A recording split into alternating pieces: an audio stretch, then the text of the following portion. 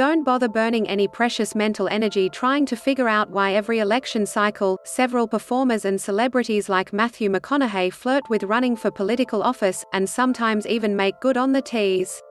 Having spent most of his professional life pleasing fans, your average performer yearns for their continued adulation, and there is no more reliable path to that destination than going on the hustings where your speeches are punctuated every 3 minutes with the whoops and hollers of a raucous crowd.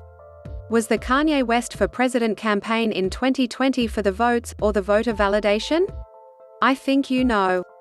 When McConaughey, who is so politically tuned out he hasn't voted in a primary since at least 2012, as the Texas Tribune reports, and has never contributed to any Texas or federal contest, told a podcaster last month that a run for Texas governor was a true consideration, he was merely the latest in a long line of performers turned candidate to open his arms to voter love.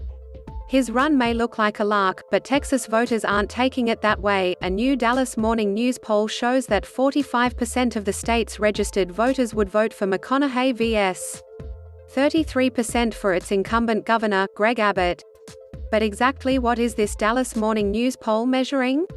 Surely not approval of McConaughey's political positions, which are so vague that nobody can even tell what party flag he'd run under. The star of Dallas Buyers Club, Interstellar, Mud, and The Lincoln Lawyer is a politically ambidextrous character, against gun violence but also against the illiberal left. He's posed for photo ops with Democrats like Beto O'Rourke, but done the same with Republican Attorney General Ken Paxton.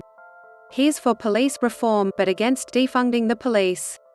In his recent memoir, he writes of coming from a long line of rule breakers and outlaw libertarians, which makes for a good stand-in for the way many Texans view themselves, but is suspiciously lacking in political content. So far, McConaughey has provided voters with nothing more than a blank canvas as wide as a Texas prairie sunset on which they can paint their own political hopes and dreams. The enthusiasm for the McConaughey candidacy captured by the pollsters is less an endorsement of his mashed-up politics than it is an exercise in name recognition and evidence of the power of charisma.